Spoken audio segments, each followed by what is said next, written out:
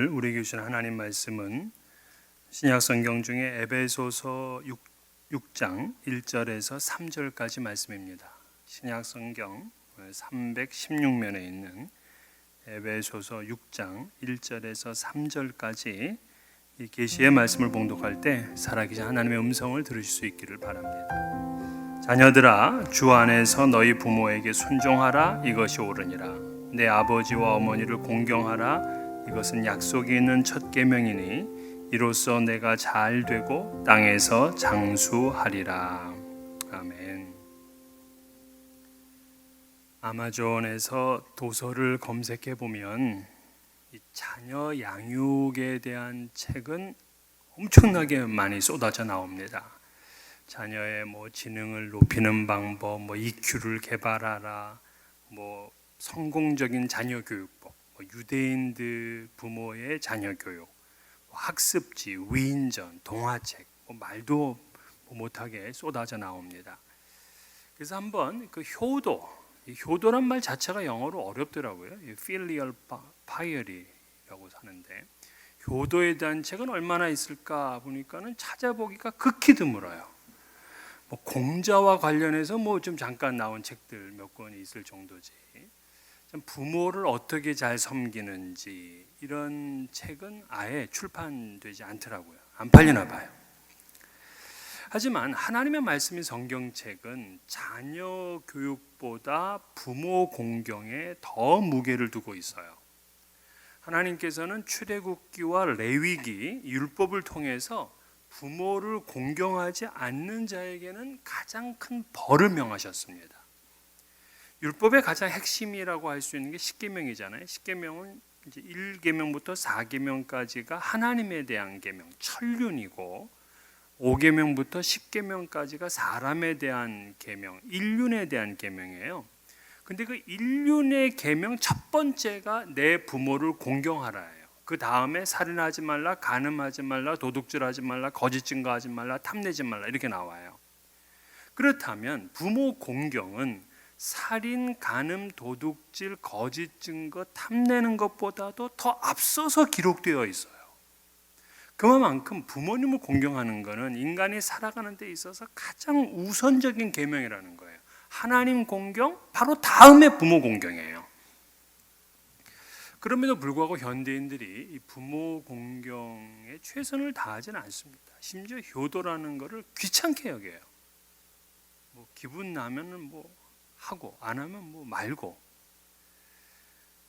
나 외에 다른 신을 섬기지 말라는 말씀처럼 부모를 공경하라 하는 말씀도 십계명에 있는 중요한 명령입니다. 부모를 공경하지 않는 것은 다른 신에게 제사하고 예배하는 것과 같이 하나님 앞에서는 모두 패역한 일입니다.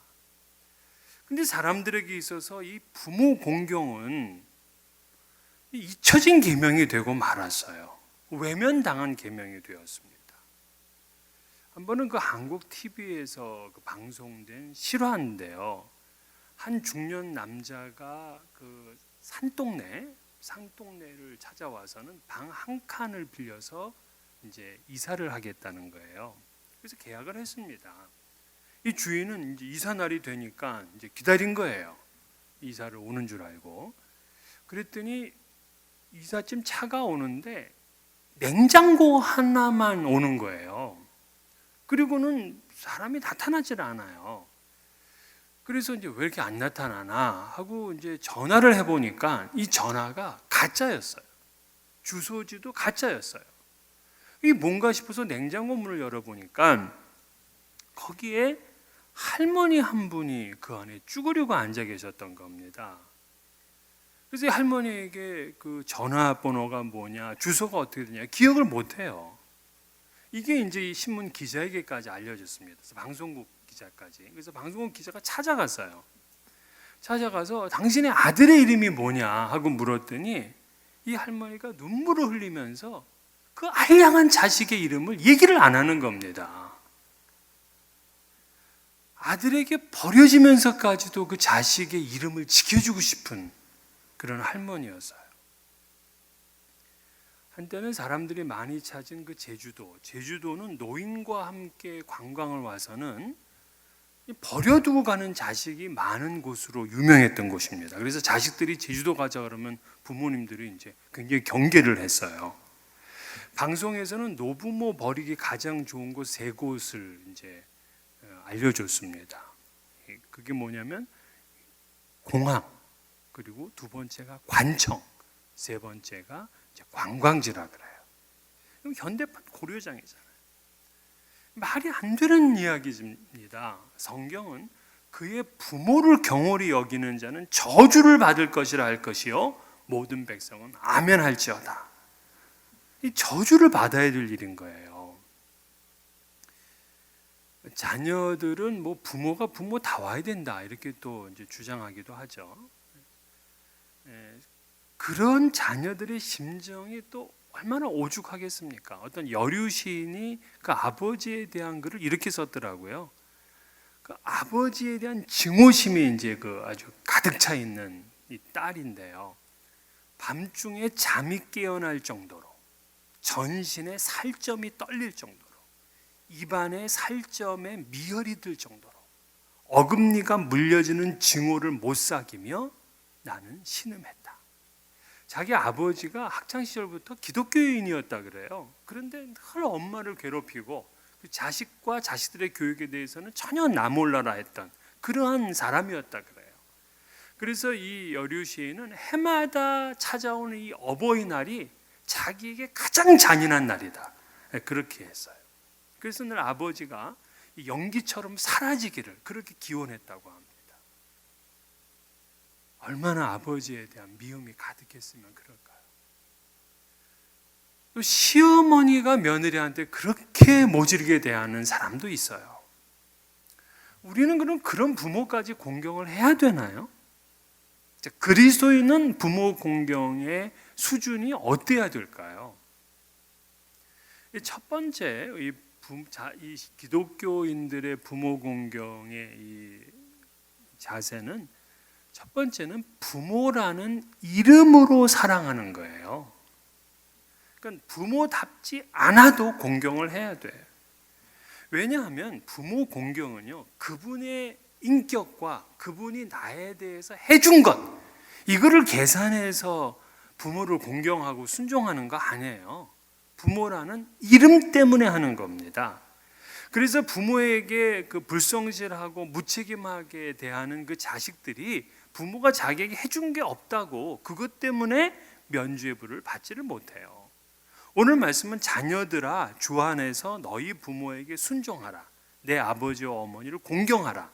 여기서 뭐 부모나 아버지와 어머니 앞에 단서가 없어요.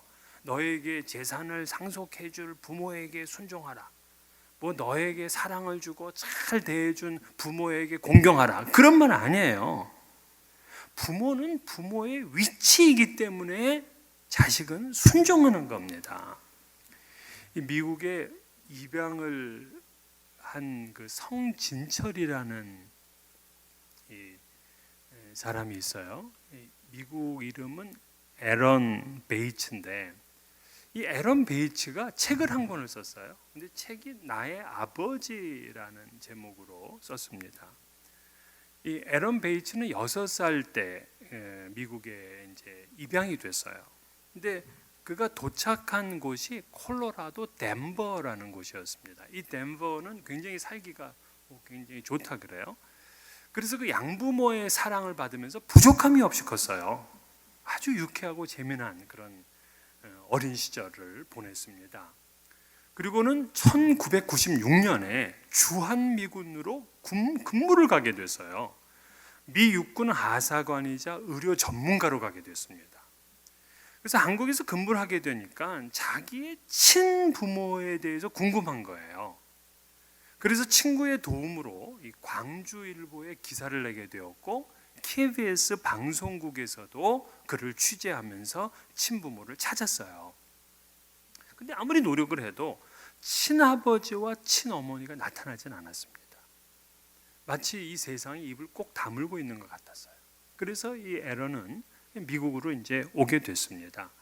미국에 와서 3년이라는 시간이 지났는데 어느 날 갑자기 편지를 한 장 받았는데 자기 친아버지라는 사람한테 편지를 받은 거예요. 그래서 아버지에 대한 이제 모든 정보를 알게 되고 자신의 출생에 대해서 또 자기 어머니에 대해서 다 알게 됐어요. 그래서 그는 이제 한국으로 갑니다. 아버지를 만나기 위해서. 근데 놀랍게도 이 아버지가 사형수로 교도소에 수감이 되어 있었어요. 사형수 아버지와 입양한 아들이라니 얼마나 기구합니까? 이들의 만남을 주제로 영화까지 나왔어요. My Father라는 영화죠. 자기를 버린 아버지, 또한 현재 사형순이 1순위 사형수라는 부끄러운 이름의 아버지. 이 아들은 아버지가 얼마나 원망스럽겠습니까? 그런데 이 아들 성진철, 애런 베이츠는 아버지를 원망하지 않았어요. 오히려 자기를 낳아주셔서 고맙다고 합니다. 아버지가 어쩔 수 없어서 나를 버리고 그리고 많이 걱정하고 후회하면서 살아오셨을 것 아니냐 하면서 아버지를 위로합니다. 그 아버지라고 불려지기도 부끄러운 아버지예요. 근데 이 아들은 그 사형수 아버지를 자랑스러워합니다. 책 중에 이런 글이 있어요. 아버지는 내게 자주 영어로 I love you라고 말씀을 하셨다. 나는 평소에 사람들이 사랑의 중요성을 이해하는 것이 인생에서 가장 핵심적인 일이라고 생각해 왔다. 사랑은 인생의 중심이다. 그래서 아버지가 사랑한다고 말씀하셨을 때 나는 완전히 압도되는 기분이 들었다. 아버지는 그 한마디로 내 온 존재를 감쌌다. 그는 내 아버지인 것이다. 나는 아버지의 죄를 잘 안다. 끔찍한 살인사건을 저지른 죄인이라는 것도 안다. 그러나 내가 아버지를 생각하고 사랑하는 것은 그의 죄와는 무관한 것이다. 삶에 지친 아버지를 나는 너그러이 용서하려 한다. 나는 아버지의 인생을 비난하지 않는다. 나는 아버지의 죄를 원망하지도 않는다. 그는 다만 지금 내 아버지일 뿐이다. 여러분, 거칠고 정말 나쁜 부모 있어요. 그런 가정에서 자란 자녀들을 정말 힘들게 자랐습니다. 그러나 그런 부모 위에는요, 하나님이 계세요. 하나님이 그 부모를 다스릴 거예요. 하나님이 그 아버지를 다스릴 겁니다. 자녀들은 나에게 생명을 주신 그분이니 이유 없이 공경을 하는 거예요. 부모라는 이름만으로 부모님을 사랑해야 됩니다. 이것이 옳은 일이고 땅에서 잘 되고 장수하는 일입니다. 그리스도인의 두 번째 부모에게 대한 효도는 그 부모님의 말씀을 잘 듣고 순종하는 거예요. 우리들은 이제 자식도 키워보고 또 했으니까 이 자식들이 말하는 거를 자꾸 듣고 싶어 해요. 말 안 하면 자꾸 말을 시켜. 그러니까 자식에게는 자꾸 말을 듣고 싶어 합니다. 근데 부모님의 말은 잘 안 들어요. 들으려고 궁금해하지도 않아. 만약에 여러분 집에 있는 아들이 나한테 한 달 동안 말 안 했다. 여러분 미칠 겁니다. 이거 무슨 일이 있지 않나 큰일 나는 것처럼 생각할 겁니다. 근데 부모님한테는 뭐 한 달 동안 말씀 안 하셔도 동케어야. 자녀들의 그 마음에는 상처를 주지 않으려고 그렇게 애를 쓰면서도 부모에게는 뭐 그냥 어김없이 말 한마디마다 상처를 줍니다. 오늘 본문에 너희 부모에게 순종하라 그러잖아요. 이 순종은 헬라어로 휘포쿠오라 그래요. 이 휘포쿠오라는 뭐냐면 말씀을 들을 수 있는 마음의 준비를 갖추는 것 이런 뜻이에요. 또 행동할 수 있는 마음의 준비를 갖추는 것 이렇게 얘기해요. 그러니까 순종은 마음이에요. 마음. 그러니까 듣고 따르겠다 하는 그 마음, 그게 순종, 휘포쿠오예요. 사실 뭐 애들이 자라나면서 특별히 청소년기는 얼마나 말을 안 듣습니까? 그러니까 청개구리 이야기도 있잖아요. 그러다가 결혼을 앞두게 되면 더해. 부모님 말씀 뭐 안 들어요. 자기 애인 말이라면 그냥 뭐 철석같이 들으면서 말이에요. 제가 메릴랜드에서 목회를 할 때 그 워싱턴 한인 회장 가운데 그 여자분이 한 분 계셨어요. 이분은 참 좋은 분이에요. 그리고 자식을 잘 키웠어요. 아들은 의대를 졸업하고 이제 레지던트로 일하고 있었는데요. 아들이 항상 이제 부모의 자랑이에요. 자기 남편도 의사고 이제 아들도 이제 의사가 되고. 그러니 그냥 얼마나 자랑스럽습니까? 그런데 어느 날 이 아들이 애인을 데리고 오더니만 결혼할 여자라고 허락해 달라는 거예요. 근데 이 부모가 딱 보는 순간 뭐 마음이 전혀 안 들어. 뭐 생김새도 그렇고 이 아가씨의 그 여러 가지 뭐 학벌이나 뭐 이런 거 집안 환경도 그렇고 아주 한 가지도 마음에 드는 게 없는 거예요. 웬만하면 허락하겠는데 이거 안 되니까 이제 못 한다고 거절을 했어요. 거부를 했어요. 그러니까 이제 아들과의 관계가 소원해지지 않습니까? 근데 어느 날 이 아들이 엄마를 찾아와 가지고 이렇게 얘기를 하더래요. 나는 지금 엄마를 버려도 그 아가씨는 못 버린다고 하더래요. 그 순간 이 엄마는 이제 충격을 받은 겁니다. 지금까지 한 번도 자기를 실망시켜 본 적이 없는 아들이었거든요. 그러면서 그 배신감 때문에 그 자식이 결혼하든 말든 누구와 하든 자기는 신경 안 쓴다고. 결혼식장에는 안 가냐? 안 간대. 뭐 요즘은 결혼할 상대만 데려와도 뭐 땡큐라는 분도 있으니까 이해가 안 될지 모르겠습니다. 참 자녀들이 부모의 말을 듣질 않아요. 내 부모에게 순종하라. 그건 듣는다라는 말에서 나온 거예요. 부모에게 순종하기 위해서는 듣는 자세가 돼야 돼요. 논리 정연하고 사리 분별이 강한 젊은이들은 부모에게 따지잖아요. 또 배운 며느리들은요, 못 배운 시어머니를 가르치려 듭니다. 젊은 애들이 이제 결혼해가지고 애를 낳잖아요. 부모가 뭐 손 잘 못 대게 해요. 뽀뽀 못 하게 합니다. 병균이 옮겨진다고. 아이를 또 업으면은 또 다리 망가진다 그러고요.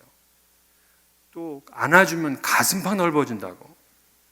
부모님 말 한마디 행동 하나하나가 전부 다 잔소리고 마음에 안 드는 거예요. 물론 이 부모들은 자식 세대보다 학문의 깊이가 짧을 수 있어요. 그런데 그 똑똑한 자식을 키운 분이 그 부모예요. 온갖 고생당하며 온갖 어려운 일을 마다하지 않고 그 고통을 감내하며 키운 그분들이 부모예요. 부모님 말씀에 순종해야 됩니다. 이 세상 사람들이 하면 어떻게든 우리 그거 뭐 얘기할 거 없어요. 믿음의 부모는 부모님께 순종해야 돼. 부모님 앞에 자기의 그 화나 또는 자기의 의견이나 주장이나 생각을 절제할 수 있는 훈련을 해야 돼요. 부모님 말씀이 내 마음에 안 든다. 그거 바로 불순한 태도로 하면 안 돼요.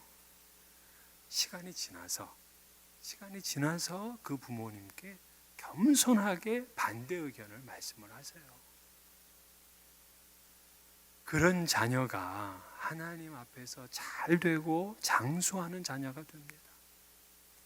끝으로 세 번째는 마음에 우러나오는 존경을 해야 돼요. 오늘 2절에 보면 내 아버지와 어머니를 공경하라 그러잖아요. 이 공경하라가 영어로 honor예요. 이 honor라는 것은 영예롭게 하다 이런 뜻이잖아요. 그러니까 부모님을 부모님 되게 존경해 드리는 것, 그게 공경이에요. 그래서 효도는 순종과 공경이 함께 가요. 이 공경이 없는 순종은 그거는 이 마지못해 하는 효도예요. 반면에 순종하지 않는 공경, 그거는 뭐 생각에만 있는 거지 실제적인 효도를 하지 않는 거죠. 우리는 마음을 다해서 존경해야 돼요. 어떤 자식들은 부모에게 그래요. 내게 해준 게 뭐 있냐고. 왜 나를 낳았냐고. 언제 내가 낳아달라고 그러냐고 소리를 그냥 바락바락 지릅니다. 그 자녀를 세상에 보내신 분은 하나님이에요. 하나님. 부모는 그 하나님께서 자식을 보내는 데 쓴 통로예요. 부모님께 따질 게 없어요. 하나님이 주신 생명입니다. 하나님께서 그 부모를 사용하셨기 때문에 우리는 마음으로부터 그분들을 존경해야 돼요. 연세가 드신 부모님들은 가끔 이제 기도 제목이나 이런 말씀들도 하시지만은 특별히 이제 자녀에 대해서 서운한 게 많잖아요. 그러면서 하시는 말씀이 요즘 자식들에게 효도 받으려면 돈이 있어야 된다 그래요. 그래서 일단은 부모님들 돈 많이 좀 버십시오. 그래서 한국에 그때 어떤 그 시어머니 이야기를 했는데 이 시어머니가 이 저금 통장을 꽤 많이 가지고 계셨어요. 뭐 10개쯤 이렇게 가지고 계셔서 늘 이제 그거를 가까이 이렇게 하고 계시는데 며느리만 들어오면은 그걸 이제 숨기는 거예요. 그러니까 이제 며느리가 우리 시어머니가 돈이 얼마나 있길래 저렇게 이제 나한테 숨기고 그러실까 하니까 이제 그냥 그 시어머니가 잘한 거예요. 드디어 시어머님이 돌아가셨어. 그래가지고 이제 당장 가서 이제 장롱을 열어서 통장을 보니까 다 영원이야, 영원. 잔고가 하나도 없는 거였어요. 그러니까 며느리에게 이제 그렇게 보여주려고 했다는 거예요. 신앙인의 가정은 돈이 있는 부모님만 정성껏 효도하는 거 아니에요. 사실 이 부모님들은요, 늙어도 그냥 자식 걱정만 해요. 지금은 돌아가신 그 옛날에 코미디언 가운데 구봉서 장로님이 계시죠. 그 구봉서 장로님 제가 이제 있던 교회에 장로셨는데 그분께 여쭤봤어요. 장로님 요즘 기도 제목이 뭡니까? 그러면은 아프지 않고 죽었으면 좋겠다. 자식한테 피해 주지 않았으면 좋겠다고. 제가 깜짝 놀랐어요. 보통 일반적인 노인분들이 그런 기도 제목 많이 내놓으셨거든요. 자식에게 힘들게 하지 않고 죽는 게 기도 제목이라고. 근데 아니 이 어르신도 그런 말씀을 하시는 거예요. 그렇게 연예인이고 늘 스포트라이트만 받으시면서 살던 분도 그 자식 걱정이야. 좀 배웠다고, 좀 잘 산다고 그러면서 그런 자식들 절대 부모 무시하지 마세요. 그런 사람은 회개하세요. 오늘 본문에 보면 부모 공경은 약속이 있는 첫 계명이라 그랬어요. 그러면 부모를 공경하면 땅에서 잘 되고 장수한다. 이게 약속 있는 첫 계명이라고 하는데 이게 무슨 말이냐면 십계명을 보게 되면요. 십계명은 계명이잖아요. 뭐 하라는 거예요. 하라 하지 말라. 근데 그 중에서 약속이 있는 계명이 유일하게 한 가지가 있어요. 이걸 하라? 그럼 이렇게 된다. 이런 약속이 있는 계명. 그게 바로 십계명의 5계명인 부모 공경이에요. 출애굽기 20장 12절 내 부모를 공경하라. 그리하면 내 하나님 여호와가 내게 준 땅에서 내 생명이 길리라. 이런 부모와 자식이 사실 완벽하게 만족할 수가 없어요. 인간은 그래요. 인간 관계가 처음부터 끝까지 만족할 수가 없어요. 우리 창세기 1장부터 11장을 창조 역사 또는 원역사라 그러잖아요. 이제 사람이 만들어지고 가족이 만들어지고 사람이 늘어나는 이야기가 창세기 1장부터 11장 가운데 있어요. 근데 이 이야기를 읽어보기는 전부 다 관계가 깨져나가요. 아담과 하와 부부의 관계에 금이 갑니다. 가인과 아벨 형제의 관계가 갈등이 심해집니다. 노아와 그 자식들 부자지간에 문제점이 노출됩니다. 그러니까 부부며 형제며 부모 간에 모두 다 이 관계가 깨진 걸 볼 수 있어요. 처음 성경의 시작이 이렇습니다. 그러면 이렇게 불편하고 이렇게 깨어지고 왜곡된 인간관계는 어떻게 회복이 될 수 있느냐? 오늘 본문에 보면 중요한 말씀이 한 가지가 나오는데요. 1절 시작하면서 주 안에서라는 말이 나와요. In the Lord. 우리의 모든 깨어진 관계, 소원한 관계가 모두 주 안에서 회복될 수 있어요. 이 In the Lord라는 말은요, 우리의 순종의 제한성이기도 해요. 즉 부모에게 대한 순종이요 절대적인 건 아니야. 그 제한점이 있어요. 주 안에서야. 부모님의 말씀이라도 거역할 수 있는 한 가지가 있는데 바로 신앙의 문제예요. 신앙에 반대된다. 그거는 거절해야 돼요. 이번 한 주간 이제 앞으로 이번 한 주간 동안 우리가 뭐 한 주간이 아니죠. 이제 뭐 몇 주간 동안 히스기야 왕에 대한 이야기를 하게 돼요. 히스기야 왕은 유다의 13대 왕입니다. 근데 그의 아버지가 아하스야. 이 아하스는 아주 미련함의 끝판왕. 그냥 너무너무 악한 사람. 그러니까 모든 왕 중에서 가장 악한 사람. 그건 아하스야. 이 사람은 우상 숭배하는 거는 뭐 우상 한 개만 아니에요. 여기저기 다 숭배하고요. 그리고 자기 아들까지 불태워서 몰록 신에게 바쳤습니다. 이사야 선지자가 와서 하나님께 기도하라. 하나님을 구하라. 그러 무슨 소리냐? 나는 기도하지 않는다고 거절해요. 그리고 성전의 문을 아예 닫아버렸고요. 성전에 있는 기구들 전부 다 치우고 그리고 아수르 신이 좋을 것 같아서 아수르 신전으로 성전을 리모델링합니다. 이런 인간이에요. 이렇게 악독한 왕의 아들이 히스기야야. 히스기야는요, 이 유다 중에서 가장 뛰어난 신앙심을 가지고 있었고요. 하나님을 잘 믿는 위대한 왕입니다. 그는 끝까지 아버지 말을 안 들었어요. 끝까지 우상 숭배를 안 해요. 부모 순종의 범위는요, in the Lord, 주 안에서예요. 어느 그 시골 교회에 그 한 믿음이 좋은 처녀가 있었는데요. 이 처녀의 아버지는 항상 술에 취해 있었고, 그리고 집에 이제 오게 되면 장성한 딸을 자꾸 예수 믿는다 그러면서 이제 때리는 거예요. 주먹으로도 치고 그냥 발로도 때리고 이래요. 그런데도 이 딸은 아버지 말을 안 들어. 그럼 이렇게 얘기를 해요. 내 몸은 부모님에게 받은 것이니 아버지 마음대로 하라고. 때리든지 차든지 이 부모님 마음대로 하라고. 내 절대로 원망하지 않겠다고. 그러나 내 영혼은 하나님께로부터 받은 것이니 나는 하나님께 순종할 수밖에 없습니다. 이렇게 말했다 그래요. 여러분, 이렇게 아주 첨예한 신앙의 문제가 아니라면 기독교는 반드시 효를 강조하는 종교입니다. 성경은 부모님을 공경하면 땅에서 잘 되고 반드시 장수하는 복을 누린다 하고 강조하고 있어요. 제가 부목사로 섬길 때에 굉장히 이렇게 믿음 좋은 권사님 부부가 계셨어요. 근데 그 부부를 이렇게 제가 가만히 보면은 남편이 아내를 지나치게 열심히 정성껏 대해.